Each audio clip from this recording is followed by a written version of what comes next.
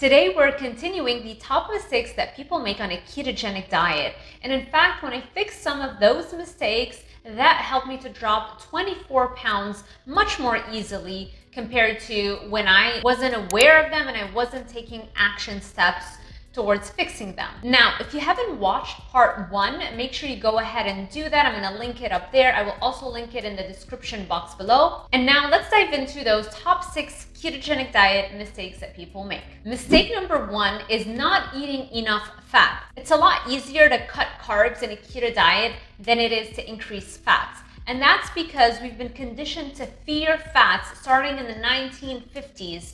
However, those were outdated recommendations. And if you want to learn more about why we shouldn't be afraid of the fat anymore, make sure you watch the video that I filmed on the topic. I will also link it in the description box below. Mistake number 2, and I'm going to contradict myself in this one, is eating too much fat. It's very easy to consume huge amounts of calories on a ketogenic diet because fatty foods tend to pack a ton of calories within a small volume of food. So for example, if you're eating a bunch of nuts and fat bombs and buttered coffee, it's very, very easy to overconsume calories.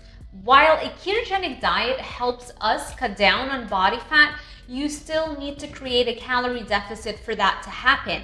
It's just easier to create a calorie deficit on a ketogenic diet. It's not about just cutting out the carbohydrates and eating all the calories that we want. We're not going to achieve our fitness goals that way. Mistake number 3 is believing the nutrition facts labels. Yes, nutrition labels aren't accurate. As a matter of fact, legally, they have a 20% leeway in the numbers that they report. Meaning that if a food says it has 100 calories, it can very well have 120 calories and they can still write it as 100 calories and be completely legal. Same thing goes for carbohydrates. If a food has 10 grams of carbs that are listed on the label, it could very well have 12 grams of carbs in reality. And so those little increments in the calculations can add up to appreciable amounts that can hinder or at the very least slow down your progress. Mistake number 3 is using urine test strips to check whether or not you are in ketosis. Unfortunately, the urine test strips, while they're very cheap and convenient, are only accurate for the most part within the first week or 2 of following a ketogenic diet. The longer your body is in that ketogenic state, the less likely it's going to excrete ketones in the urine because the body knows now how to use those ketones for energy, and so it wants to actually utilize them and not let them go. For that reason, if you're using those test strips to measure whether or not you are in ketosis, it might say that you're not when you are very much so in deep ketosis. To learn more about the best tools to utilize and what is the gold standard that I recommend to check whether or not you are in that fat burning state, make sure you watch the video that I filmed on the topic. I will link it up here and in the description box below. Mistake number 5 is loading up on vegetables. You heard that right. I know that there are big names in the field that push vegetables on a ketogenic diet and that emphasize consuming the 10 cups of vegetables every day on a ketogenic diet. However, that is not the full picture. It's true that eating a lot of vegetables are going to give you some vitamins and minerals and electrolytes. However, you could get those vitamins and minerals from other sources, and by minimizing your exposure to certain plants or vegetables, you minimize your exposure to certain toxins found in those plant foods. The truth is, not all plants are safe to consume. Plants are living organisms that defend themselves. Unlike animals that can run away when we're trying to hunt them down to eat them, plants cannot defend themselves because they are immobile. But do not think that they are completely defenseless organisms.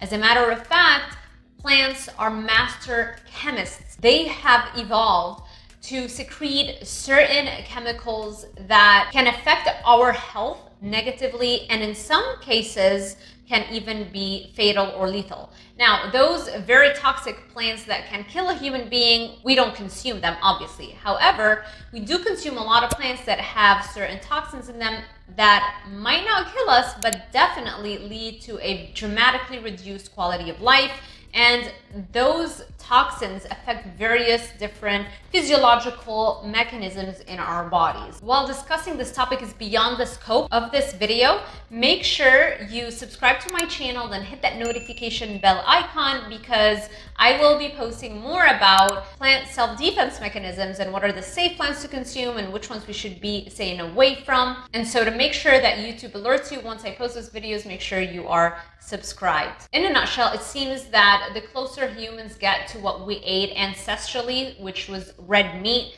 the healthier we get. Unfortunately, we don't have high quality, gold standard, randomized controlled studies on the topic, but they are underway and there are efforts to conduct those studies. But for now, all we have to rely on is experiences of people who are following a carnivorous diet and what they are reporting in dramatic changes in their mental health and their fitness levels. For more on that topic, make sure you check out the videos that I filmed on the topic, which I will link up there and in the description box below. Mistake number 6 is switching to a ketogenic diet mid-season if you are an athlete. The thing is, it takes up to 3 months for your fitness and performance levels to go back to where they were before you started a ketogenic diet.